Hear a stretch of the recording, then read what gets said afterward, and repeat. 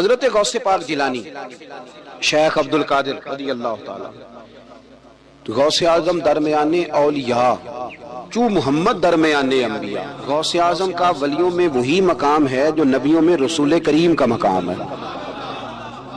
حضرت غوث پاک رضی اللہ تعالیٰ عنہ کو اللہ نے بڑے اعزازات سے نوازا.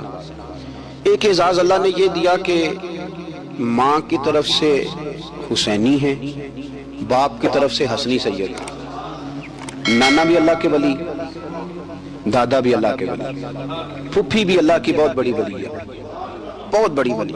والد گرامی آپ نے وہ سیب والا واقعہ تو بڑا ہی سنا ہوا ہے، اس طرف تو میں نہیں جاتا. ماں بھی اللہ کی بہت بڑی ولی ہے. یہ اللہ نا اسباب بناتا ہے، خود ماحول بناتا ہے. آپ کے جو والد گرامی تھے ان کا نام تھا ابو صالح سید موسیٰ جنگی دوست رحمت اللہ علیہ. بادشاہ کے کچھ سپاہی تھے جو مٹکے اٹھا کے جا رہے تھے، اور مٹکے تھے شراب کے بھرے ہوئے، مٹکے اٹھا کے جا رہے تھے. حضرت سید محمد موسیٰ جنگی دوست رحمت اللہ علیہ بھی قریب سے گزرے. یہ کیا بھائی؟ بدبو سے سمجھ تو گئے. تصدیق کے لیے پوچھا کیا ہے؟ انہوں نے کہا جناب یہ بادشاہ کا سامان لے کے جا رہے ہیں. آپ تو جھنڈے والی گاڑی کو ویسے نہیں نہ پوچھ سکتے، سوال ہی نہیں پیدا ہوتا. آپ چونکہ جمہوری لوگ ہیں، آپ نے تو بس دفتر بنانا ہے. جب الیکشن ہوگا نا اپنے دروازے کے سامنے سارے محلے سے لڑائی لینی ہے کہ ووٹ میرے آ کے دیں. پھر ٹھیک 1.5 مہینے کے بعد سجدہ صاف بھی کر جاتے ہیں. بندہ غلط سی، میں نے پتہ ہی نہیں لگا. تو یہ پہلے سوچنا تو تھوڑا سا ایسے ہی بلا وجہ الیکشن تو روز کبھی کبھی آئے گا. تو ہم نے ایک جگہ تو روز رہنا، ایک دوسروں سے جھگڑے کرنا اور معاذ اللہ تعالیٰ غیبتیں کرنا، عزتیں اچھالنا، یہ مسلمان کا شیوا نہیں ہے. حضرت غوث پاک کے والد نے پوچھا کیا لے کے جا رہے؟ بادشاہ کا سامان ہے جی. ہاتھ میں ڈنڈا تھا، 3 مٹکے تھے شراب کے بھرے ہوئے. زور سے ایک ڈنڈا مٹکوں پہ مارا تو مٹکے ان کے سروں پہ ٹوٹ گئے. بادشاہ سلامت، ہم سارے تقریباً بادشاہ سلامت ہوتے ہیں. یہ کسی کی جرت ہے مطلب میرے گھر کے معاملے میں مداخلت کرے؟ پھر بادشاہ ہو. لوگوں نے جا کے بڑی غیبتیں کی، بڑی بڑی کہانیاں سنائیں. اس نے تو توڑ دیے جی مٹکے آپ کے، نے کوئی حال نہیں چھوڑا. تو بادشاہ کہنے لگا بلاؤ سید موسیٰ پاک جنگی دوست رحمت اللہ علیہ کو بلا لیا. تو کہنے لگے بادشاہ تمہیں پتا تھا مٹکے کس کے ہیں؟ آپ فرمانے لگے پتا تھا مجھے. کہا کیوں توڑے؟ فرمایا اس لیے توڑے کہ مجھے تیرے اوپر رحم آ گیا تھا. تو اگر شراب پیے گا تو دوزخ میں جلے گا. مجھے رحم آیا تھا، میں نے توڑ ڈالے. تو کہنے لگا آپ کون ہیں؟ تو آپ فرمانے لگے میں محتسب ہوں، میری حساب کتاب لینے کی ڈیوٹی ہے. محتسب ہوں، غلط آدمی کا حساب کروں گا. تو بادشاہ کہنے لگا کس نے ڈیوٹی لگائی آپ کی؟ فرمانے لگے میری ڈیوٹی میرے رب کریم نے لگائی ہے، میری ڈیوٹی اللہ نے لگائی. تأمرون بالمعروف وتنہون عن المنکر، مسلمان کے ذمے ہے اچھائی کا حکم دے گا، برائی سے روکے. یہ ذمہ داری ہے میری، اللہ نے ڈیوٹی لگائی ہے. بادشاہ پہ اتنا روب طاری ہوا کہ کہنے لگا حضور آپ کی بڑی مہربانی، آپ نے یہ کام کیا. کہنے لگا جناب اگر آپ اجازت دیں تو میں بھی آپ کو محتسب نہ بنا دوں، آپ میرے وزیر بن جائیں. کوئی بندہ اس طرح کا کام کرے تو اسے روکیں. تو آپ فرمانے لگے نہیں، تو اپنی نوکری سنبھال کے رکھ، جس سے اللہ ڈیوٹی پہ لگائے اسے پھر بندوں کی ڈیوٹیاں نہیں کرنی چاہیے. یہ اعزاز اللہ نے انہیں دیا، یہ شان رب کریم نے عطا فرمائی. ان کے صاحبزادے تھے حضرت غوث پاک جیلانی رضی اللہ تعالی عنہ. اللہ تعالیٰ نے جب کسی شخص سے کام لینا ہوتا ہے تو اللہ اس کے لیے اسباب بھی خود ہی پیدا کر دیتا ہے. علامہ اقبال اپنے استاد کی بڑی قدر کرتے تھے، شمس العلماء کی. تو ایک دن حضرت شمس العلماء سے کہنے لگے استاد جی آپ کی مہربانی سے پڑھ گیا ہوں. تو فرمانے لگے پتر تیری کلاس میں تو 250 لڑکا تھا، میری مہربانی تو سب پہ تھی پر سارے تو اقبال نہیں نہ بنے. فرمانے لگے تیرے اندر بھی کوئی خوبی تھی، اس کی وجہ سے اللہ نے تجھے یہ اعزاز، کوئی تھی کوئی چیز تیرے اندر. اللہ تعالیٰ جب کسی بندے کو نوازتا ہے نا تو بندہ بھی محنت کرتا ہے، لیکن اس کی محنت سے زیادہ اللہ کے فضل کا دخل ہوتا ہے. تو بندے کئی دفعہ کہنے لگ جاتے ہیں بڑی مشقت کی، بڑی محنت کی، کچھ بھی نہیں ہوتا. زیادہ اللہ کے فضل کا انحصار ہوتا ہے، پر رب جیسے چاہتا ہے ویسے فیصلے دیتا ہے. آپ فرماتے ہیں کہ میں چھوٹا سا تھا، والد انتقال کر گئے، والدہ تھی میری اور ہم 2 بھائی تھے. فرماتے ہیں بچے کھیلنے کے لیے نکلے تو میں بھی ان کے پیچھے کھیلنے نکل گیا. ایک بیل بچوں کے قابو آ گیا. تو بچوں کے قابو کو چیز آ جائے تو پھر وہ اس کا جو حال ہوتا ہے وہ تو ہمیں پتہ ہی، ہم سارے بچے رہ چکے ہیں. تو کہتے ہیں وہ بیل قابو آ گیا، کوئی اس کے کان چھیڑتا، کوئی اس کی دم چھیڑتا، کوئی اس کے سینگ چھیڑتا، کوئی کسی جگہ سے اسے تنگ کرتا. مختلف بچے اس کو نا دم سے پکڑ کے ہلاتے، بیل بھاگتا. حضور غوث پاک فرماتے میں بھی آگے بڑھا اور میں نے جب اس کی دم پکڑ کے ہلائی تو بیل نے میری طرف منہ کیا اور کہنے لگا عبد القادر تو نہ ایسے کر، بول کے کہنے لگا تو نہ ایسے کر، تجھے رب نے ان کاموں کے لیے پیدا نہیں فرمایا۔ آپ فرماتے مجھے اتنا خوف طاری ہوا، بیل کو بولتے دیکھا تھا پہلی دفعہ، بیل کو۔ اب میرے سنی کو بھی دلیلوں کی ضرورت ہوتی ہے، دلیل نہ دیں، کسی بزرگ کی بات سنائیں تو سنی بھی تھوڑا تھوڑا دائیں بائیں دیکھتا ہے۔ یہ شور ایسا ہوا ہے نا، پراپوگنڈا ایسا ہے۔ میں حدیث پاک سنا دیتا ہوں، رسول کریم صلی اللہ تعالی علیہ وآلہ وسلم فرماتے ہیں ایک شخص نے بیل پہ سواری کر لی تھی۔ بیل سواری کے لیے نہیں پیدا کیا گیا، سواری کے لیے اونٹ ہیں، خچر ہیں، گھوڑے ہیں، گدھے ہیں، بیل کھیتی باڑی کے لیے۔ اس شخص نے جب بیل پہ سواری کی تو بیل پیچھے مڑ کے دیکھنے لگا اور کہنے لگا یار تو بڑا بیوقوف ہے، بول کے کہنے لگا مجھے اللہ نے سواری کے لیے نہیں پیدا کیا، میرے سے وہ کام لے جس لیے میں پیدا کیا گیا ہوں۔ تو بندہ ڈر گیا، کہنے لگا بڑی حیرانگی والی بات نہیں کہ بیل بولتا ہے، تو بیل پھر بول پڑا۔ کہنے لگا اس سے بھی زیادہ حیرانگی والی بات ہے۔ اس نے کہا وہ کیا؟ کہنے لگے مدینے میں نبی پاک آ گئے ہیں اور تو نے ابھی تک کلمہ ہی نہیں پڑھا، یہ اس سے بھی زیادہ حیرانگی والی بات ہے۔ غوث اعظم کی کرامات کا تو یہ حال ہے کہ ملا علی قاری کہتے ہیں تواتر ہے کرامتوں میں، اور کہتے ہیں لکھتے وقت سوچتے ہیں کون سی لکھے کون سی چھوڑے، کون سی لکھے۔ اور ایک عیسائی مسلمان دونوں جھگڑا کر رہے ہیں، غوث اعظم گزر رہے ہیں، جھگڑا ہو رہا ہے۔ عیسائی مسلمان سے کہتا ہے ہمارے نبی صلی اللہ علیہ وسلم نے مردے زندہ کیا، تمہارے نبی نے بھی کو کیا تو بتاؤ۔ مسلمان پڑھا ہوا نہیں تھا، حالانکہ نبی پاک نے بڑے مردے زندہ کیے، پڑھا نہیں تھا، بتا نہ سکا۔ غوث اعظم کے کان میں آواز گئی تو جا کے عیسائی کا بازو پکڑ کے جھنجھوڑا، فرمانے لگے کیا کہا تم نے؟ میرے مصطفیٰ نے مردہ زندہ کیا تو بتاؤ۔ فرمایا تو نبی پاک کی چھوڑ، میں غلاموں کا غلام ہوں، میں غلاموں کا غلام ہوں، مجھے بتا کون سا مردہ زندہ کرنا۔ تو چھوڑ حضور کی بات نہ کر، میں غلاموں کا غلام ہوں، مجھے بتا کون سا مردہ زندہ کرنا ہے۔ پرانی قبر پہ لے گیا، کہنے لگا جی اگر نہ ہوا تو؟ غوث اعظم فرمانے لگے جو تو کہے گا وہ میں کروں گا۔ تو کہنے لگے اگر ہو گیا تو؟ اگر غوث اعظم کہنے لگے نہ میرے خانقاہ پہ جھاڑو دینا، نہ میرے برتن مانجنا، نہ میرے گھر کا سودا لانا، اگر زندہ ہو گیا تو بس میرے نبی کا کلمہ پڑھ جانا، بس میرے رسول کا کلمہ پڑھ جانا۔ اللہ اکبر۔ اس نے جو سب سے پرانی قبر تھی نا، وہ کہتا ہے یہ ہمارے دادا نے بھی نہیں دیکھا تھا بندہ کون ہے، اس قبر پہ کھڑا ہو کہنے لگا اس کو زندہ کریں۔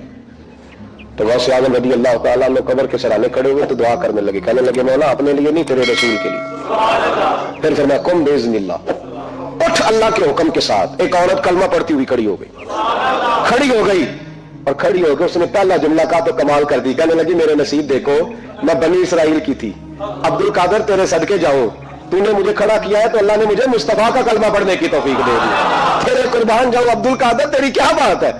اب وہ بندہ دوڑ دوڑ کے غوث اعظم کے قدموں میں آیا، فرمانے لگے نا کلمہ میرے مصطفیٰ کا پڑھنا ہے، حضور کا غلام بننا ہے۔ او بھائیو، حضرت شیخ عبد القادر جیلانی، حضور غوث اعظم رضی اللہ تعالیٰ عنہ، معمولی بات نہ سمجھنا، حضور غوث اعظم رضی اللہ تعالیٰ عنہ فرماتے ہیں میں قدم نہ لگاؤں تو اللہ ولایت ہی نہ دے۔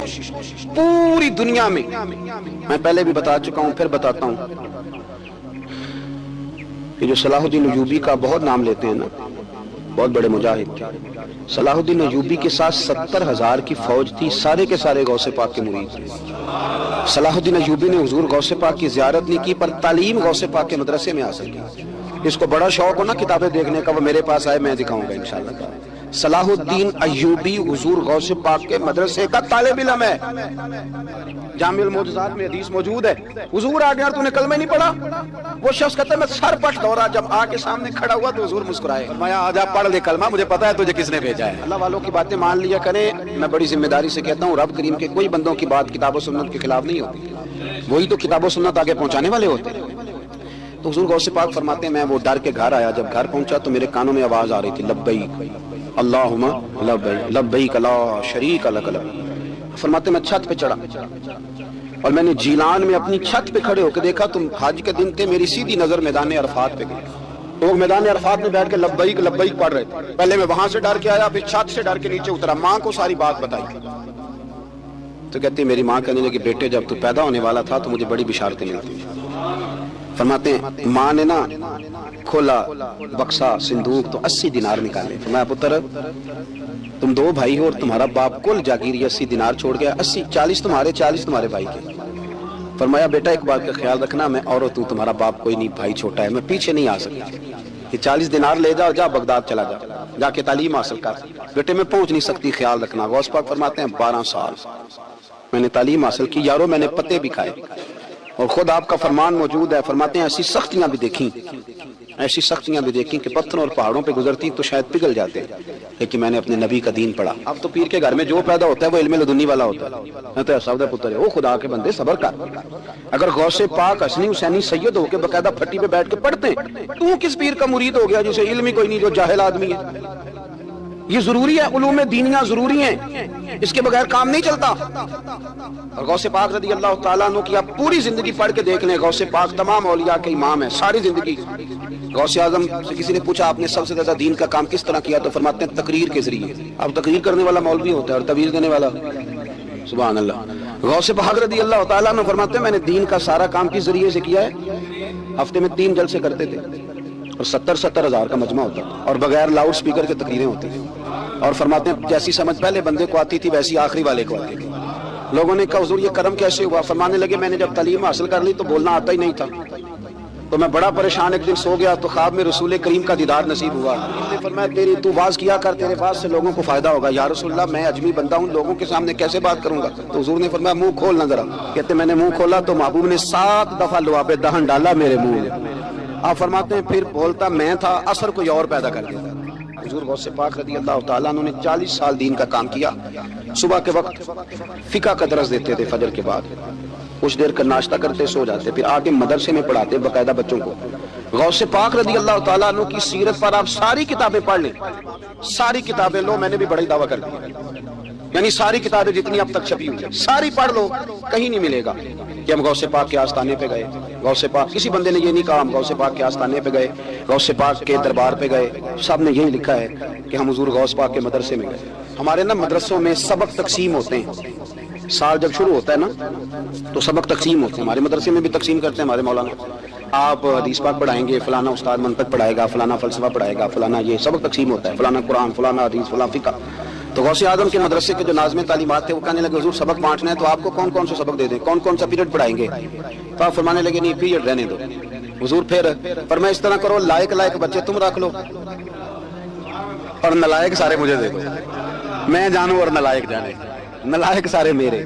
غوث پاک رضی اللہ تعالیٰ نلائق سارے رکھ لیے کند ذہن، اور حضور غوث پاک ان کو اسباق پڑھایا کرتے، ان پر محنت کرتے۔ فجر کے بعد فقہ کا درس، 10 بجے مدرسے کی کلاس، زور کے بعد حدیث پاک کا درس، مغرب کے بعد تفسیر بیان کرتے۔ بان ظلموں جو کرے فقیری وہ کافر مرے دیوانہ، اور عشاء کی نماز کے بعد ہفتے میں 3 جلسوں سے خطاب۔ اور یہ سارے کام کر کے نا تو پھر بھی غوث اعظم جب دنیا چلی جاتی تو وضو کر کے مصلے پہ بیٹھ جاتے، اور 40 سال بیت گئے، ساری رات اللہ کی بارگاہ میں عبادت کرتے۔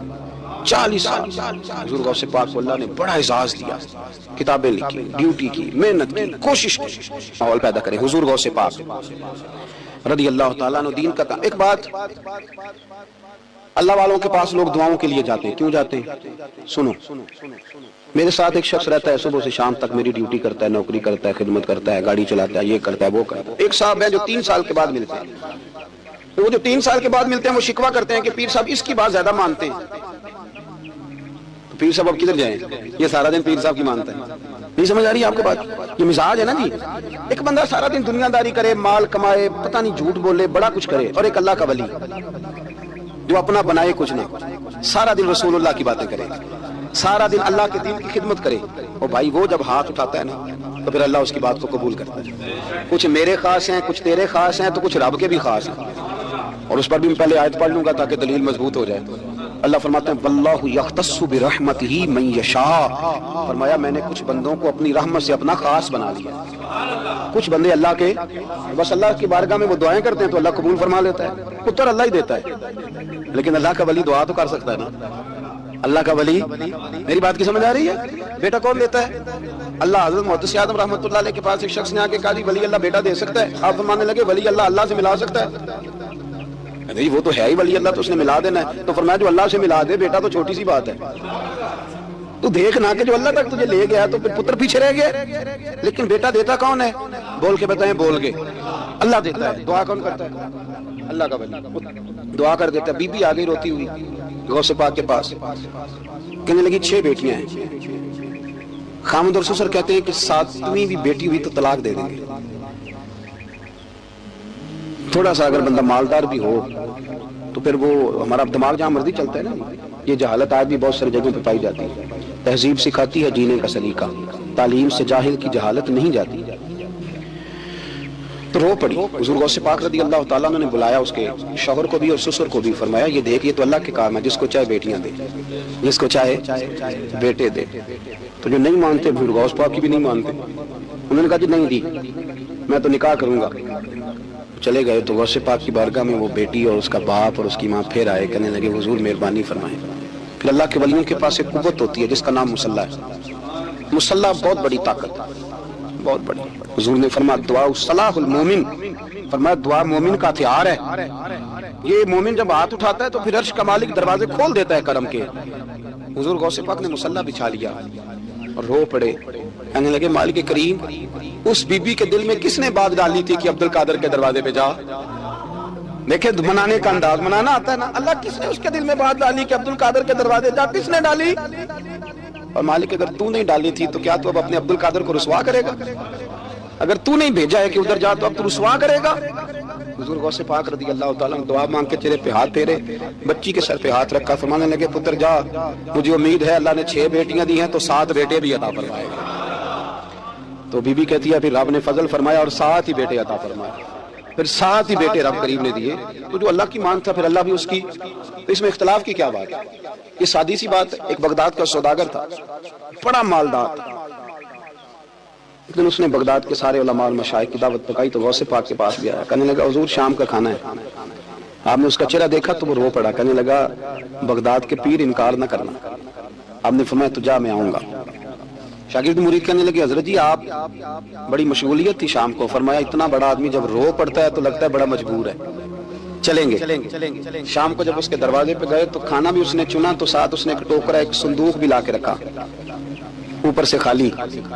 جب غوث پاک نے اٹھ کے دیکھا تو اندر اس سوداگر کا بیٹا، اس تاجر کا بیٹا، دونوں ٹانگوں سے معذور، دونوں ہاتھوں سے معذور، ایک ہی بیٹا اپاہج ہے۔ وہ تاجر رو پڑا، کہنے لگا حضور بڑی دنیا جانتی ہے، بڑا مال ہے، اور جب تنہا بیٹھتا ہوں تو کھول کے روتا ہوں۔ وہ بے نیاز ہے نا، ساری زندگی کے بعد ایک بیٹا دیا تو وہ بھی اپاہج ہے۔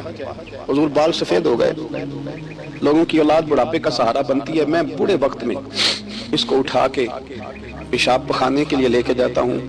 بغداد کے عبد القادر سنا ہے جب تو دعا مانگتا ہے تو رب قبول فرما لیتا ہے، تو مہربانی فرما اگر میرا پتر ٹھیک ہو جائے، میرا زور کوئی نہیں مالک، بے نیاز ہی بڑا ہے، اگر مہربانی ہو جائے۔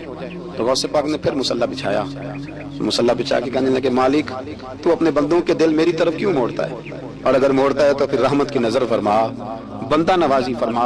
ایک باپ اتنے رو رو کے آنسو بہا رہا ہے تو کرم نوازی فرما۔ حضور غوث پاک نے ابھی چہرے پر ہاتھ نہیں پھیرے کہ بچہ اللہ اکبر کہتا ہوا صندوق سے باہر نکل آیا۔ اللہ تبارک و تعالیٰ نے نا ہمارے محبوب کریم علیہ السلام کو دنیا میں بھیجا تو فرمایا یا ایھا الناس قد جاءکم برہان من ربکم، اے لوگو تمہارے پاس تمہارے رب کی دلیل آ گئی۔ اللہ تبارک و تعالیٰ نے محبوب پاک علیہ السلام کو سراپا دلیل بنا کے بھیجا۔ باقی انبیاء کرام علیہ السلام کے پاس بھی اپنی نبوت کے دلائل کے طور پر بے شمار معجزات تھے، اور حضور کریم علیہ السلام کے تو پورے وجود کو ہی اللہ نے معجزہ بنایا۔ اور نبی پاک صلی اللہ تعالیٰ علیہ وآلہ وسلم کی نبوت کی دلیلیں، حضور کے رسالت کے مستحکم دلائل جگہ جگہ آپ کو ملیں گے۔ سب سے پہلی چیز تو یہ سمجھنے والی ہے کہ نبی پاک علیہ السلام نے جس چیز کو سب سے پہلے اپنی نبوت کی دلیل کے طور پر بیان فرمایا وہ حضور کا کردار ہے، سیرت ہے، عمل ہے، حضور کا لوگوں کے ساتھ رویہ ہے۔ نبی پاک علیہ السلام کی تبلیغ کے 3 دور ہیں۔ ایک تو حضور نے اپنے قول سے تبلیغ فرمائی، وہ 40 سال کی عمر سے محبوب نے اعلان فرمایا اور تبلیغ کی، اور ایک نبی پاک صلی اللہ تعالیٰ علیہ وسلم بن واسطہ حضور کی تبلیغ ہے جو آج تک جاری ہے۔ امت کے علماء، مشائخ، مبلغین حضور کے دین کو آگے پھیلا رہے ہیں، تو دراصل یہ بھی تبلیغ رسول پاک علیہ السلام ہی کی تبلیغ۔ اور ایک حضور کی تبلیغ کا دور ہے حضور کی پیدائش سے لے کر ولادت مبارکہ سے لے کر حضور علیہ السلام کے اعلان نبوت تک۔ اس دوران نبی پاک نے جو تبلیغ فرمائی ہے وہ اپنے کردار سے فرمائی۔ عرب کا وہ معاشرہ جو بڑا میلا کچیلا گدلا ہو چکا تھا، جس کے اندر سراسر مادہ پرستی کا زور تھا، جس کے اندر لوگ انسانوں کی خرید و فروخت کرتے تھے، جس کے اندر بیٹیوں کو زندہ دفن کر دیتے تھے، جس کے اندر جو آدمی جتنا زیادہ مضبوط ہوتا تھا اتنا زیادہ لٹیرا بن جاتا تھا، اس معاشرے کے اندر رسول کریم علیہ السلام نے 40 سال گزارے اور اس طرح گزارے کہ جو بیگانے بھی تھے وہ بھی کہا کرتے تھے یہ صادق ہے، یہ امین ہے۔ اور جب حضور نے اعلان نبوت کیا تو فرمایا، یہ قرآن مجید کے لفظ ہیں، فرمایا فَقَدْ لَبِثْتُ فِيكُمْ عُمَرًا مِّن قَبْلِهِ أَفَلَا تَعْقِلُونَ، میں تمہارے بیچ عمر کا ایک حصہ گزار چکا ہوں، تمہیں عقل نہیں ہے، شعور نہیں ہے۔ نبی کریم علیہ السلام نے اپنے کردار کو، اپنے عمل کو اپنی نبوت کی دلیل کے طور پر بیان فرمایا۔ وہ تو حضرت حلیمہ بھی فرماتی ہے نا، جب میں نبی کریم علیہ السلام کو اپنے گھر لے گئی تو میرا اپنا بچہ بھی دودھ پیتا تھا، 2 میرے بیٹے ہو گئے، ایک میری یہ نسبی اولاد اور حضور میری رضائی اولاد۔ تو کہتی ہے جب میں کریم محبوب علیہ السلام کو اپنے سینے سے لگاتی تھی تو حضور میرے ایک پستان سے دودھ پیتے تھے اور دوسرا اپنے بھائی کے لیے چھوڑ دیا کرتے تھے۔ یہاں سے رسول کریم علیہ السلام نے کردار کے ذریعے تبلیغ اور پھر اعلان نبوت سے پہلے ایک تنظیم عرب کے جوانوں پر، عرب کے سرداروں پر مشتمل بنائی گئی، جس میں نبی کریم علیہ السلام نے بڑا حصہ لیا، سرکار نے، اور بڑے اہم لوگوں کو شعور حضور نے عطا فرمائے۔ وہ اس جماعت کا فیصلہ تھا کہ ہم سارے جوان، سارے بڑے لوگ ملیں گے، یہ حضور کے اعلان نبوت سے پہلے کی بات ہے، ہم بڑے لوگ ملیں گے، کسی بڑے کو کسی چھوٹے پر ظلم نہیں کرنے دیں گے، کسی آدمی کو کسی غریب کا حق نہیں کھانے دیں گے۔ حضور علیہ السلام نے نا اپنی کردار سے، اپنے عمل سے، اور آپ کا جو عمل ہوتا ہے نا وہ اصل ہوتا ہے، ایک ہوتا ہے آپ کوئی بات کرتے ہیں اور ایک ہوتا ہے کہ آپ کوئی عمل کرتے ہیں۔ آپ جب عمل کرتے ہیں تو عمل کے ذریعے بھی لوگوں تک بات پہنچتی ہے کہ دراصل آپ کا اٹھنا بیٹھنا، چلنا پھرنا کیا ہے۔ میرے رسول کریم علیہ السلام کا اٹھنا بھی ایک نبی کا، بیٹھنا بھی ایک نبی کا، بات کرنا بھی ایک نبی کا، معاملات زندگی کرنا بھی ایک نبی کا، لین دین کرنا بھی ایک نبی کا۔ ایک شخص کہتا ہے میں نے اعلان نبوت سے پہلے حضور علیہ السلام سے کوئی چیز خریدی تھی اور میں نے عرض کیا تھا آپ یہاں تشریف رکھے، میں پیسے لے کے آتا ہوں، میں 3 دن کے بعد آیا۔ دیکھو یہ بات کرنی کتنی آسان ہے، بولنی کتنی آسان ہے، پر 3 دن یہاں میرے بھائی کو کسی شخص کو 2 گھنٹے انتظار کرنا پڑ جائے تو لوگ کہتے ہیں الانتظار واشد من القتل، یہ تو قتل سے زیادہ تکلیف والا معاملہ ہے، منتظر رہنا کسی کا۔ کہتے 3 دن کے بعد میں آیا تو میرے رسول کریم وہیں تشریف فرمائے، بس اتنا فرمایا یار تم نے مجھے بڑی تکلیف میں ڈال دیا، 3 دن ہو گئے یہاں رکے ہوئے۔ تو حضور نے اپنے کردار کو، اپنے عمل کو، اپنے معاملات کو سب سے پہلے اپنی نبوت کی دلیل کے طور پر پیش کیا۔ اسی نے کیا خوب کہا تھا کہ جو تیری جان کے دشمن ہے وہ بھی کہتے ہیں، بظاہر تو آئے ہیں نا ہجرت کی رات جان لینے، لیکن امانتیں حضور کے گھر میں رکھی ہوئی ہے، امانتیں کاشانہ نور پہ پڑی ہے۔ وہ جو تیری جان کے دشمن ہے وہ بھی کہتے ہیں کہ امین تو ہے اور صداقت کی آبرو تو ہے۔ تو پہلے کردار، پھر دوسری بات اللہ تعالیٰ نے اپنے محبوب علیہ السلام کو اپنا مطلق نائب بنا کر، اپنا محبوب اعظم بنا کر، ویسے ہی سارے انسانوں کے بارے میں کہا وَإِذْ قَالَ رَبُّكَ لِلْمَلَائِكَةِ إِنِّي جَاعِلٌ فِي الْأَرْضِ خَلِيفَةً، میں زمین میں اپنا نائب بنانے والا ہوں۔ لیکن حضور علیہ السلام تو محبوب ہے نا، حضور کی نیابت تو محبوبیت کے درجے پر فائز ہے۔ تو رسول پاک کو رب کریم نے اس طرح کا بنا کے بھیجا کہ حضرت عبداللہ ابن رواحہ رضی اللہ تعالیٰ عنہ بیان فرماتے ہیں کہ اگر حضور کوئی معجزہ نہ بھی دکھاتے، نبی کریم علیہ السلام سے کوئی اعجاز لوگ نہ بھی دیکھتے، تو محبوب کا تو چہرہ ہی اس طرح کا تھا، لوگوں نے دیکھتے جانا تھا اور کلمہ پڑھتے جانا تھا۔ لیکن باوجود اس کے میرے رسول پاک کا اعجاز یہ ہے، کمال یہ ہے کہ حضور کبھی اشارہ کر دیں تو چاند 2 ٹکڑے ہو جائے، کبھی دعا مانگ دیں تو ڈوبا ہوا سورج واپس آ جائے، کبھی محبوب گزرنے لگے تو پتھر آپ پر سلام پڑے، کبھی حضور پہاڑ پر چڑھ جائے تو پہاڑ وجد میں آ کر جھومنے لگے، محبوب کا کبھی نماز پڑھاتے ارادہ بن جائے تو اللہ تعالیٰ قبلے کا رخ ہی تبدیل فرما دے۔ کیا خوبصورت سوچ ہے اور کیا نظریہ دیتے ہیں بریلی کے امام، فرماتے اجابت کا جوڑا عنایت کا صحرا دلہن بن کے نکلی دعائے محمد، اور اجابت میں جھک کر گلے سے لگایا بڑی ناز سے جب دعائے محمد۔ دیکھو خدا کی رضا چاہتے ہیں دو عالم، خدا چاہتا ہے رضائے محمد صلی اللہ تعالی علیہ وسلم۔ اور ایک مقام پہ فرماتے ہیں نائب دست قدرت پہ لاکھوں سلام، نائب دست قدرت پہ لاکھوں سلام۔ تو اللہ تعالیٰ نے نبی پاک صلی اللہ تعالی وسلم کو جو اعجاز۔ پھر ایک اور بات، حضور امی ہے، دنیا میں آ کر محبوب نے کسی سے پڑھا ہی نہیں، میرے محبوب نے جتنا پڑھا ہے رب کریم سے پڑھا ہے۔ الرحمن علم القرآن خلق الانسان، رحمان نے قرآن سکھایا پھر انسان بنایا۔ اللہ تبارک و تعالیٰ کی بارگاہ کرم سے حضور نے لیا، رسول کریم امی ہے، یہ بھی حضور کی نبوت پر ایک بڑی دلیل۔ دیکھو ایک ہوتا ہے کوئی آدمی بچپن سے کسی چیز سے شغف رکھے اور جب اس کی عمر بڑی ہو جائے تو کہتے ہیں اس کا تجربہ بڑا ہو گیا، یہ پہلے کچھ شعر کہتا تھا، کوئی ادبی جملہ کہتا تھا، تو اب اس کی یہ کام کرتے کرتے عمر بڑی ہو گئی ہے تو رسوخ حاصل ہو گیا۔ 40 سال کی عمر مبارک تک نبی کریم نے ایک شعر بھی نہیں کہا، حضور علیہ السلام نے کبھی کوئی ایسی بات، ویسے تو حضور کی ہر بات حکمت والی، لیکن جس کو عرب کے لوگ اپنے لہجے میں شاعری یا اپنے لہجے میں ادب کہتے تھے وہ حضور نے بیان نہیں فرمایا۔ لیکن جب 40 سال کی عمر میں اعلان نبوت کیا تو پھر بڑے بڑے فصیح و بلیغ، بڑے بڑے سیانے، تو तुफैल बिन अमर कहते हैं कि उस शख्स को भी मैंने देखा जिसे बड़ा नाज था अपनी फसाहत और बलागत पर, और जब वो हुजूर के पास आया और उसने आके कुछ बातें की तो महबूब खामोशी से सुनते रहे, और जब वो चुप कर गया तो मेरे करीम ने सिर्फ सूरह फातिहा पढ़ी। कभी उठता था, कभी बैठता था, कभी गौर करता था, कभी दाएं जाता था, कभी बाएं जाता था, फिर कहने लगा बताओ ना कलाम किसका है? फरमाया उस रब का, उस रब का, उस रब का जिसका मैं रसूल बन के आया हूँ। नबी करीम सल्लल्लाहु ताला अलैहि वसल्लम उम्मी है, लेकिन हुजूर ने कायनात के राजों से पर्दे हटा दिए। नबी करीम ने जीने के सलीके बता दिए। हुजूर ने हर शख्स को उसके मकसद हयात से आगाह कर दिया। नबी करीम अलैहिस्सलाम ने वो फलसफा हयात बयान किया कि लोगों को सिर्फ जीने में मजा नहीं आया, मरने में भी मजा आने लगा। लोग आगे बढ़ बढ़ के जाने पेश करने लगे, अपनी औलादें कुर्बान कर, जो फलसफियों से खुल न सका और नुक्ता बरों से हल न हुआ, वो राज एक तैबा वाले ने बतला दिया चंद इशारों में। महबूब करीम उम्मी है, लेकिन हुजूर ने इस तरह दुनिया को सिखाया, इस तरह दुनिया को पढ़ाया, इस तरह हुजूर ने इल्म के चिराग और दीप रोशन किए कि क़यामत तक जिसे रोशनी मिलेगी ना, उसे सिर्फ दरवाजा मुस्तफा से मिलेगी, उसे रसूल करीम अलैहिस्सलाम के दर दौलत से मिले। कुछ लोगों ने कहा कि अपने पास से आयात बना के लाते, अपने घर में बैठ के दावे कर लेना तो कोई मुश्किल काम नहीं ना होता, सारे लोग ही कर लेते। बल्कि वो हमारे एक बुजुर्ग कहा करते थे, ख्याली पुलाव पकाइए कि वो कदे भी काट में पाइए, क्योंकि कौन सा पैसों का डाल रहे हैं, ज्यादा डाले और ज्यादा डाले। बहुत सारे लोग हैं आज भी, कुछ लिबरल है बेचारे, कुछ दीन बेजार तबका है, वो कहते हैं जनाब हमें तो जदीद बातें बताएं, हमें तो नए उसलूब के मुताबिक लेके चले, हमें तो ओ भाई सुन, मेरे नबी पाक अलैहिस्सलाम ने फरमाया मेरा कुरान कभी पुराना नहीं हो, इसे पढ़ के देख, इसकी जिद्दत का हुस्न देख, ये तो खिला हुआ बाग है। तो एक दफा इसके करीब आएगा तो खुशबू मिलेगी, दूसरी दफा आएगा तो उससे ज्यादा ताजी मिलेगी। एक दफा फल खाएगा तो मजेदार होगा, दूसरा खाएगा हो सकता है शक्ल मिलती जुलती हो लेकिन जायका बड़ा निराला होगा। तो आ तो सही ना। जब कुछ लोगों ने कहा ये खुद से बना के आयात लाते हैं तो फरमाया भाई कुंतुम फी रैबिन मिम्मा नज़्ज़लना अला अब्दिना फातू बिसूरत, अगर तुम्हें कोई शक है इसमें जो हमने अपने बंदा खास में नाजिल किया है तो तुम भी इस जैसी एक आयत बना के लाओ। और चलो चैलेंज को मैं दे दिया, फरमा वदउ शुहदाअकुम मिन दूनिल्लाह, अल्लाह और अल्लाह वालों को छोड़ दो, तफसीरी तर्जुमा अर्ज कर रहा हूँ, यानी सहाबा को छोड़ दो, हुजूर के मानने वालों को छोड़ दो, बाकी सारी दुनिया के काफिर इकट्ठे हो जाओ, एक आयत बस कुरान जैसी लेके आओ, एक आयत लेके आओ, इनको तुम सादिकीन, अगर तुम सच्चे हो। जवानों सुनो, कहा एक आयत, और ये चैलेंज आज तक कुरान मजीद का मौजूद है, आज तक। व इन कुंतुम फी रैबिन मिम्मा नज़्ज़लना अला अब्दिना फातू बिसूरतिन मिन मिस्ली, तुम कुरान के मुकाबले की एक सूरत लेके आओ और सारे हिमायती इकट्ठे कर लो अपने। इन कुंतुम सादिकीन, अगर तुम सच्चे हो। जवाब तो उधर से आना था नो, लेकिन कायनात के रब ने जवाब भी खुद दिया, फरमाया फ इन लम तफअलू वलन तफअलू, अगर तुम ना ला सके, और फरमाया तुम ला सकते भी नहीं, न खंजर उठेगा न तलवार तुमसे, ये बाजू मेरे आजमाए हुए, वलन तफअलू, तुम ला भी नहीं सकते। फत्तकुन नार अल्लती वक़ूदुहा अन्नास वल हिजारा, फिर उस आग से डर जाओ जिसका ईंधन आदमी और पत्थर है। उइद्दत लिल काफिरीन, बनाई काफिरों के लिए, मोमिनों के लिए तो रब ने जन्नत बनाई है।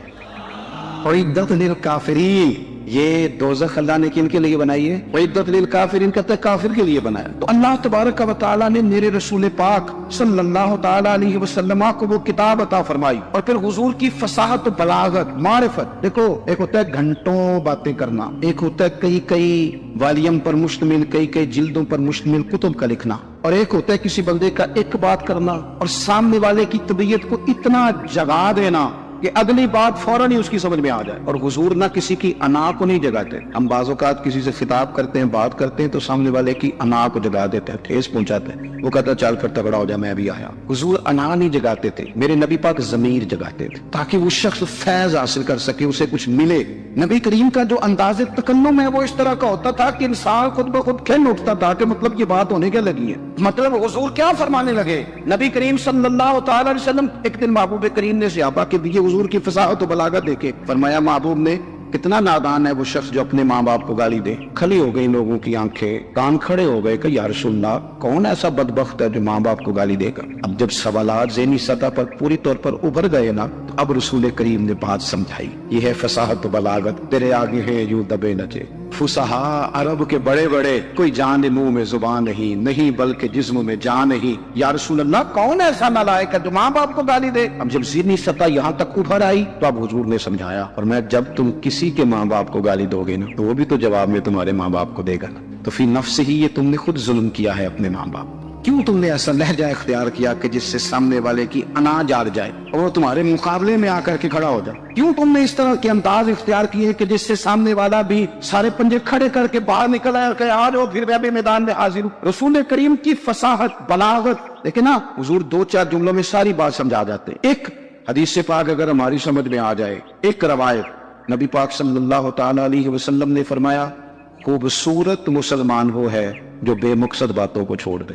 لو، اس سے پوری زندگی سجائی جا سکتی ہے ایک جملے سے، کوئی لمبی چوڑی باتوں میں جانے کی ضرورت نہیں۔ کہا خوبصورت مسلمان یہ ہے جو بے مقصد باتوں کو چھوڑ دے، لا یعنی باتوں کو۔ کیا کہتے ہیں ہمارے دیہات کے لوگ، جڑے پنڈ جانا نہیں اودا راہ پوچھنے دی، لیکن آج کل لوگ باز آندے یعنی جس بات کا بالکل تعلق نہیں نا وہ بات بھی کرتے جاتے ہیں، جس کا شعبہ ہی نہیں وہ بھی چھلانگ لگا لگا کے اس میں آ جاتا ہے۔ ہم اپنا وقت ضائع کرتے، اپنی صلاحیتیں ضائع کرتے، اپنا نقصان کرتے، ہم اپنا کام صحیح کر کے نہیں کرتے اور دوسری ساری دنیا کو ٹھیک کرنا چاہتے ہیں۔ او بھائی، آپ جس جگہ جس شعبے سے تعلق رکھتے ہیں آپ اپنے معاملات میں مضبوطی پیدا کریں۔ حضور نے اپنی فصاحت کے ساتھ، بلاغت کے ساتھ لوگوں کو قائل کیا، اور قرآن مجید کی تاثیر کا یہ اثر میرے کریم رسول نے دکھایا کہ رات کو جب حضور بیٹھ کے قرآن پاک پڑھتے تھے نا، جب یاسین والے نبی خود یاسین کی تلاوت کریں، جب طٰہٰ والے محبوب خود طٰہٰ کی تلاوت کریں، غور کرو نا، جب مدثر والے محبوب خود ان جملوں کو ادا کریں، یعنی جن کے بارے میں آیت آئی ہے، جب وہی یہ آیت پڑھیں کہ انا اعطیناک الکوثر، یعنی جن کا ذکر ہو رہا ہے، جب وہ یہ بات کریں کہ یا ایھا النبی انا ارسلناک شاہدا ومبشرا ونذیرا لتؤمنوا باللہ ورسولہ وتعزروہ وتوقروہ وتسبحوہ بکرۃ واصیلا، جن کے بارے میں آیت آئی ہے، جب وہ یہ کہہ رہے ہوں کہ ورفعنا لک ذکرک، جب وہ کہہ رہے ہوں والضحیٰ واللیل اذا سجا، ذرا اس کیفیت کو دیکھیں جب محبوب خود پڑھ رہے ہیں، اور جو حضور پر آئی ہے اس کا ذائقہ، اس کا لطف، اس کا انداز، بھلا کیا ہوگا؟ حضور جب رات کو پڑھتے تھے نا قرآن پاک، تو جو پکے کافر تھے نا، ابو جہل جیسے لوگ، وہ بھی جھاڑیوں میں چھپ چھپ کے مدینے والے کی تلاوت سنا کرتے، حضور کی تلاوت سنا کرتے تھے۔ یہی بہتر ہے کہ پردوں میں وہ پردہ پوش رہے، وہ اگر پردے ہٹا دے تو کسے ہوش رہے؟ رسول کریم علیہ الصلوۃ والسلام کی تلاوت کا سننا، قریب جانا، یہ اعجاز ہے۔ حضرت فاروق اعظم کہتے ہیں میں طبیعت کا بڑا ڈاڈا تھا، مزاج کا بڑا سخت تھا، زندگی ہمیشہ ڈٹ کر گزاری، باتوں پر کھڑا رہنا آتا تھا، اور جب میری بہن نے مجھے چند آیتیں سنائی نا تو میں تڑپ ہی گیا۔ کرو آیا سمار مقامنے نو ان مینو مار دے لے چلو، اوے متے عمر دی عمر برباد ہو جائے جتھے عمر سوار دے لے چلو۔ یہ اعجاز ہے رسول کریم صلی اللہ تعالی علیہ وسلم پر نازل ہونے والی کتاب کا۔ پھر حضور نے خبریں دی، نبی پاک نے خبریں دی، حضور نے فرمایا روم فتح ہوگا، وہ ہوا۔ نبی کریم علیہ السلام نے فرمایا شام فتح ہوگا، تو شام فتح ہوا۔ فرمایا ایران فتح ہوگا، تو ایران فتح ہوا۔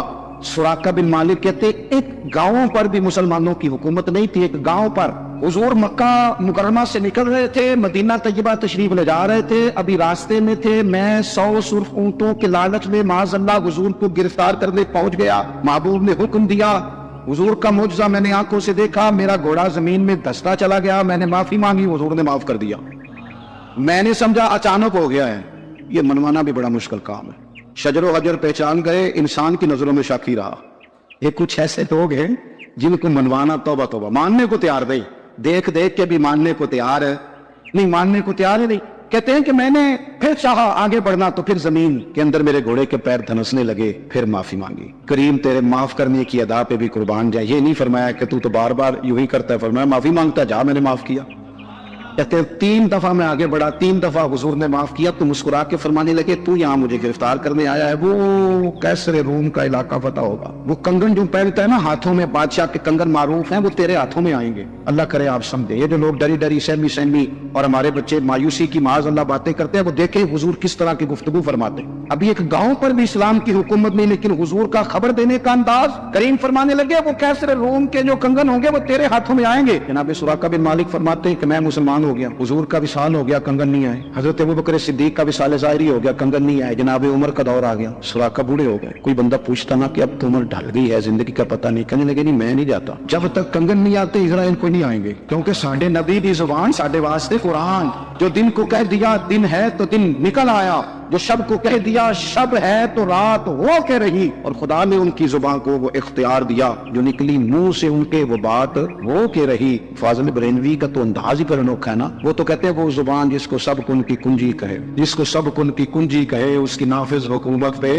لاکھوں سلام۔ کہنے لگے نہیں آتے حضرت اسرائیل، فکر نہ کرو، بوڑھے ہو گئے تھے، نکلنے گھر سے بند کر دیا، حضرت عمر کا دور تھا، کنگن آ گئے۔ حضرت فاروق اعظم نے ان کے پوتوں سے، نواسوں سے، بچوں سے کہا جاؤ بلا کے لاؤ، کہا دادا جان بوڑھے ہیں، فرمایا تم کان میں کہہ دینا کنگن آ گئے، پھر تم دیکھنا تو صحیح کر۔ حضرت سراقہ آئے، حضور نے جو خبریں دی، نبی پاک علیہ الصلوۃ والسلام نے جو گزشتہ قوموں کے احوال بیان کیے، اور پھر میرے نبی پاک علیہ الصلوۃ والسلام نا دنیا میں عزتیں دینے آئے۔ یہ مزاج ہمیں کم کرنا چاہیے، یہ جو ہم ساری زندگی اس کام میں لگا دیتے نا، کسی کو نیچا کیسے دکھانا ہے، یہ انداز حضور نے نہیں ہمیں دیا۔ آپ دیکھو حضور تشریف لائے تو ہمیں پتا چلا کہ حضرت یوسف جیسا سونا کوئی نہیں، حضور تشریف لائے تو ہمیں پتا چلا کہ حضرت داؤد جیسی خوبصورت آواز کسی کی نہیں، حضور تشریف لائے تو ہمیں پتا چلا کہ جناب عیسیٰ علیہ السلام کا فقر اختیاری کس طرح کا تھا، محبوب لال کس طرح کا تھا۔ یہ تو حضور آئے تو نبی پاک علیہ السلام نے اس کی بھی عظمت بیان کی، اس کی بھی شان بیان کی۔ حضور نے بتایا کہ ابوبکر صدیق کی شان کیا ہے، فاروق اعظم کا مرتبہ کیا ہے، عثمان غنی کی حیا کیا ہے، مولا علی کی شجاعت کیا ہے، اہل بیت نبوت کی عظمت کیا ہے۔ حضور آئے عزتیں دینے، ماں کو عزت دی مدینے والے رسول، کہا جس کا باپ راضی ہو گیا اس کا رب راضی ہو گیا۔ فرمایا جو 2 بیٹیاں 3 بیٹیاں 4 بیٹی بہنیں یا 1 بیٹی یا بہن بیاہ کے آ گیا نا، اس طرح میری 2 انگلیاں جڑی ہوئی ہے، میرے ساتھ جڑ کے جنت میں جائے گا۔ رسول کریم صلی اللہ تعالی وسلم نے عزت دی، عزت دی۔ حضور عزتیں دینے کوئی اعزاز نہیں، ان پڑھ بندہ ہے، سادہ ہے، غریب ہے، مزدوری کرتا ہے، ہاتھوں پہ چھالے، یا رسول اللہ اس کا بھی کوئی اعزاز ہے؟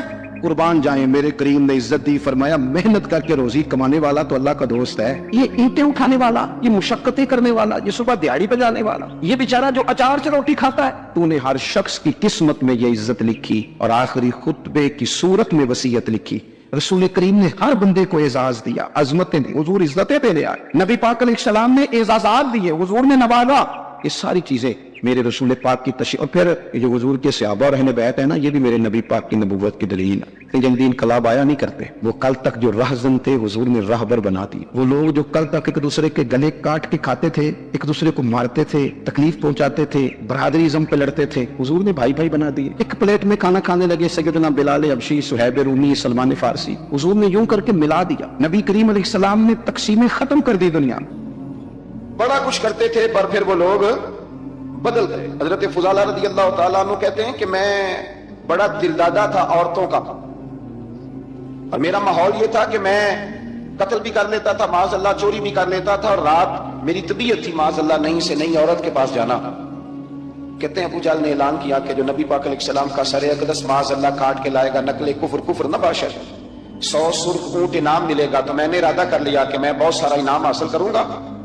قرآن مجید میں نا اللہ فرماتا ہے کہ بہت سارے لوگ ایسے ہیں جنہیں اگر میں رزق میں کشادگی دے دوں، زیادہ پیسے دے دوں، فرمایا باغی ہو جائیں، وہ سرکش ہو جائیں۔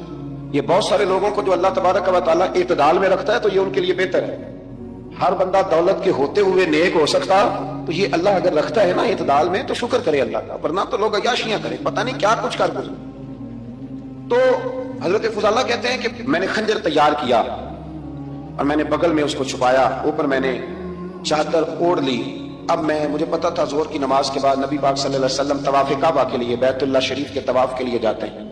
کہتے ہیں میں بھی اس طرف بڑا، رستے میں نا وہ خاتون جس کے گھر میں نے رات آنا تھا، میں نے دروازے پہ دستک دی، میں نے کہا کہ تیار رہنا، تیار رہنا، آج میں بڑے پیسے لے کے آؤں گا۔ اسے میں نے یہ کہا اور پھر میں چلا گیا بیت اللہ شریف کا طواف کرنے۔ کہتے ہیں اللہ کے محبوب بھی طواف کر رہے تھے تو میں نے بھی طواف شروع کر دیا۔ ارادہ یہ تھا کہ جہاں نبی پاک علیہ السلام میرے قریب سے گزریں گے تو موقع پا کر میں حضور کے جسم اقدس پر خنجر کھوپ دوں گا اور معاذ اللہ شہید کر دوں گا۔ کہتے ہیں حضور ایک دفعہ بھی میرے پاس سے گزرے تو میں ہمت نہ کر سکا، دوسری دفعہ بھی پاس سے گزرے تو میں ہمت نہ کر سکا، تیسری دفعہ بھی گزرے تو میں ہمت۔ نبی کریم صلی اللہ علیہ وسلم 2-3 دفعہ گزرے تو فرماتے ہیں کہ مجھے موقع نہ ملا، اس لیے کہ حضور فرماتے ہیں اللہ نے روب کے ساتھ میری مدد فرمائی، دشمن پر میرا روب طاری ہو جاتا ہے۔ فرماتے ہیں جب چکر پورے ہو گئے تو محبوب کریم نہ 6ٹھے چکر پہ فرمانے لگے فضالہ چکر ایک رہ گیا ہے، بے خبر ہو جو غلاموں سے وہ آقا کیا ہے، ایک پھیرا رہ گیا ہے۔ کہتے طواف مکمل ہو گیا تو محبوب میرے قریب آئے، فرمایا وہ کام کرتے کیوں نہیں جس کے لیے آئے تھے؟ میں نے عرض کی یا رسول اللہ کون سا کام، کیسا کام؟ اندر تو چور تھا نا، بانج فقیروں کسے نہیں ماریا، اے ہوئی چور اندر دا۔ اندر چور تھا نا. کہتے ہیں حضور نے مجھے کندھے سے پکڑ کے ہلایا. فرمایا کرتے کیوں نہیں؟ جب حضور نے ہلایا تو وہ خنجر بھی پیروں میں گرا اور میں بھی رسول اللہ کے پیروں میں گر گیا. میں نے کہا حضور مجھے کلمہ پڑھا دیں. کہتے ہیں حضور نے پہلے میرے دل پہ دست مبارک پھیرا, پھر میرے نبی نے مجھے کلمہ پڑھا دیا. اب نا مرید ہونے والا کہتا ہے کہ جی آہستہ آہستہ میں ٹھیک ہو جاؤں گا. اب وہ آہستہ آہستہ کا کیا ترجمہ ہے یہ بالکل سمجھ نہیں آتی.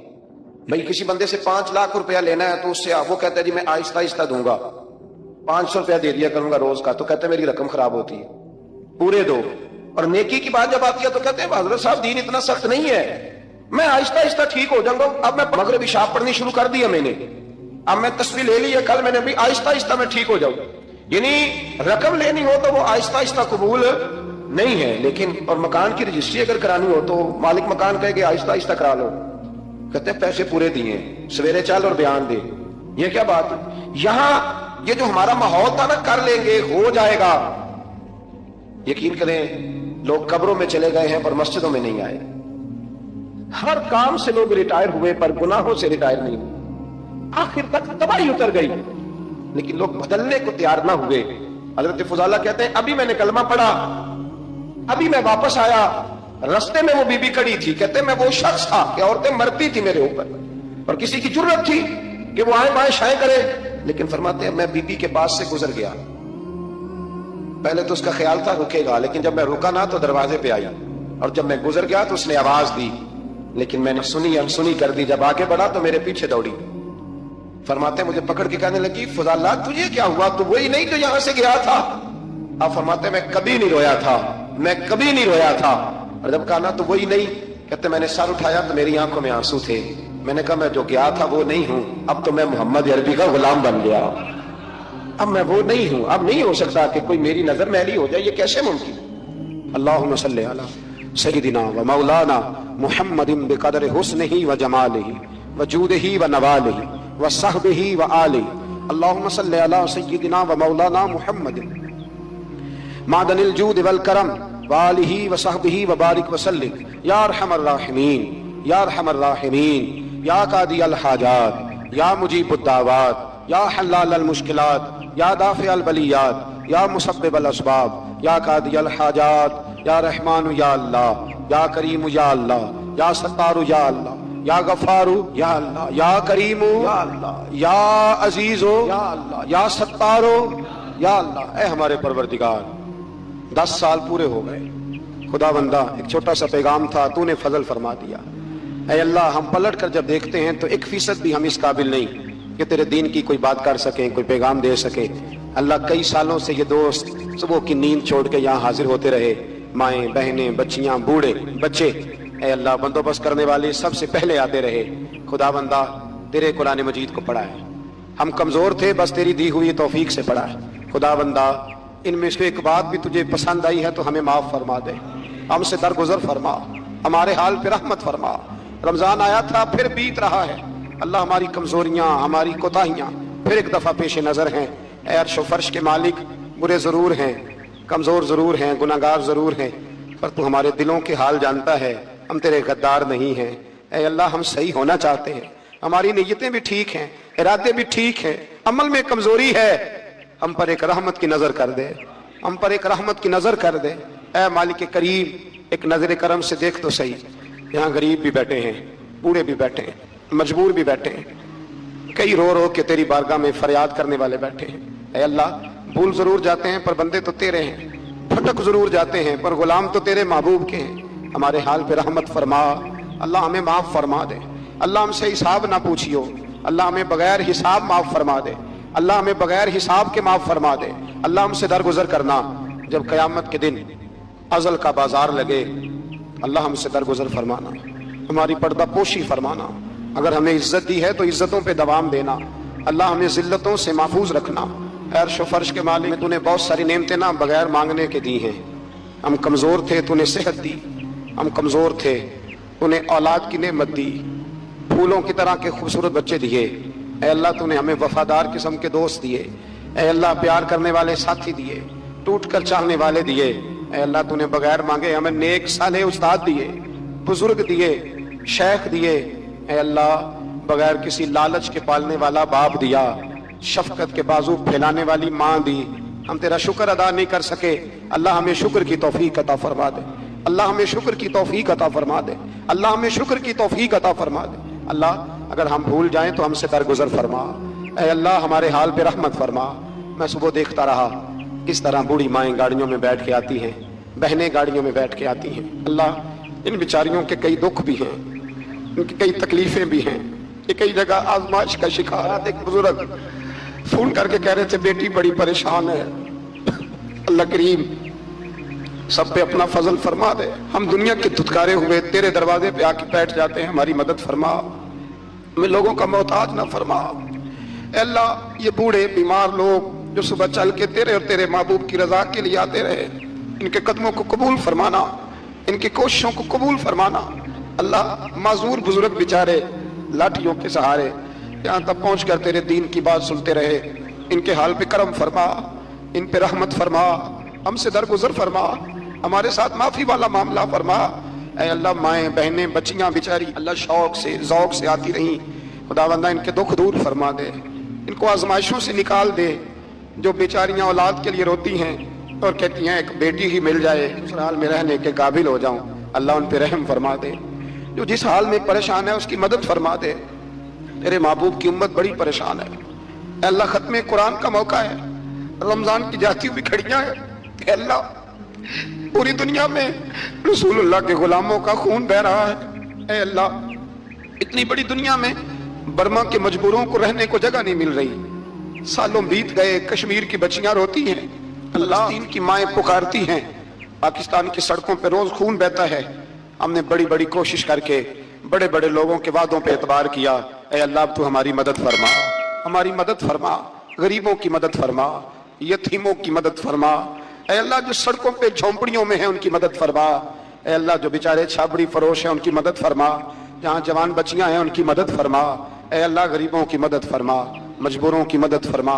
ऐ अल्लाह तंगदस्त लोगों की मदद फरमा, बीमारों को शिफा दे दे, मकरूजों को कर्जों से रिहा कर दे, तंगदस्तों को वुस्अत दे दे। हमारे वो मशाइख, हमारे वो बुजुर्ग, इन्होंने हमें यहाँ तक पहुँचाया, उनकी कब्रों पे रहमतों का नुज़ूल फरमा, उन पे करम नवाजियाँ फरमा।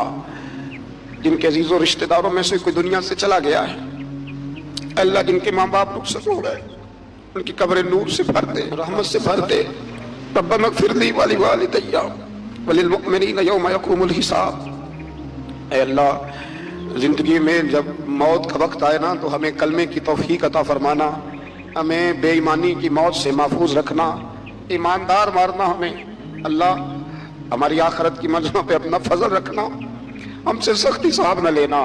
ऐ अल्लाह बस खार है, बदकार है, डूबे हुए जिल्लत में, कुछ भी है मौला तेरे महबूब की उम्मत से। रब्बिग़फिर वरहम अंत खैरुर राहिमीन व सल्लल्लाहु तआला अला हबीबिही सय्यिदिना व मौलाना मुहम्मदिन व आलिहि। अस्सलामु अलैकुम व रहमतुल्लाह। मेरे अजीज दोस्तों, आज हम उस रूहानी हस्ती के मकाम पर बात करेंगे जिनका नाम लेते ही दिल में सुकून और अकीदत पैदा हो जाती है। मैं बात कर रहा हूँ सरदार ए औलिया गौस-उल आज़म हजरत शेख अब्दुल कादिर जिलानी रहमतुल्लाह अलैह की। गौस पाक का मकाम क्या है? ये एक ऐसा सवाल है जिसका जवाब देना बहुत मुश्किल है, क्योंकि उनका मकाम अल्लाह ने इतना बुलंद किया है कि हमारी सोच वहां तक पहुंच नहीं सकती। फिर भी उनकी अजमत को समझने के लिए कुछ नुक्ते पेश हैं। गौस पाक का रूहानी मकाम। सबसे पहले तो ये जानना जरूरी है कि गौस का मतलब क्या है। गौस का मतलब है फरियाद सुनने वाला या मदद करने वाला। ये अल्लाह की तरफ से एक बहुत बड़ा मकाम है जो किसी किसी को ही मिलता है। गौस पाक को ये मकाम अल्लाह ने अता फरमाया, इसी वजह से वो गौस-उल आज़म कहलाए, यानी सबसे बड़े गौस। उनका यह मकाम सिर्फ अपने ज़माने के लिए नहीं था, बल्कि आज भी जब कोई दिल से उन्हें पुकारता है तो अल्लाह की इजाज़त से उनकी मदद हाजिर हो जाती है। हज़रत गौस पाक ने एक बार फरमाया था, मेरा कदम तमाम औलिया की गर्दन पर है। ये बात ज़ाहिरी तकब्बुर, अहंकार की नहीं थी, बल्कि यह अल्लाह की तरफ से दिया गया एक रूहानी ऐलान था कि उनका मकाम तमाम औलिया से बुलंद है। इस बात का मतलब यह था कि रूहानियत के सफर में उनका मकाम सबसे ऊपर है और तमाम औलिया उनकी सिफारिश और उनकी रहनुमाई की जरूरत महसूस करते हैं। गौस पाक सिर्फ रूहानी मकाम के मालिक नहीं थे, बल्कि वह इल्म और अमल में भी एक इमाम रहबर थे। उन्होंने हजारों लोगों को इल्म सिखाया और उन्हें सही रास्ते पर चलाया। उनके बयान इतने असरदार थे कि बड़े बड़े डाकू और गुनाहगार भी उनकी एक बात से तौबा कर लेते थे। यह सिर्फ उनके इल्म का कमाल नहीं था, बल्कि उनके अमल, उनकी सच्चाई और उनके खुलूस की ताकत थी। गौस पाक ने दुनिया को एक ऐसा रूहानी सिलसिला दिया जो आज भी करोड़ों लोगों को हिदायत दे रहा है। सिलसिला ए कादिरिया उन्हीं के नाम से जाना जाता है।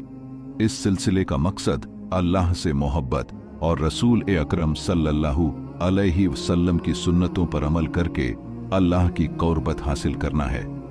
आज भी दुनिया के हर कोने में उनके चाहने वाले मौजूद हैं। गौस पाक ने अपनी पूरी जिंदगी अल्लाह की राह में गुजारी। उन्होंने दुनिया की दौलत और शोहरत को कोई अहमियत नहीं दी। उन्होंने हमेशा सादगी और तकवा को अपना शियार, निशाना बनाया। उनका यह मकाम हमें सिखाता है कि दुनिया की चमक दमक के पीछे भागने के बजाय हमें अपने दिल को अल्लाह की मोहब्बत से रोशन करना चाहिए। तो मेरे प्यारे दोस्तों, गौस पाक का मकाम अल्लाह की तरफ से दिया गया एक ऐसा खास मकाम है जो हमें मोहब्बत, इल्म और तकवा का रास्ता दिखाता है।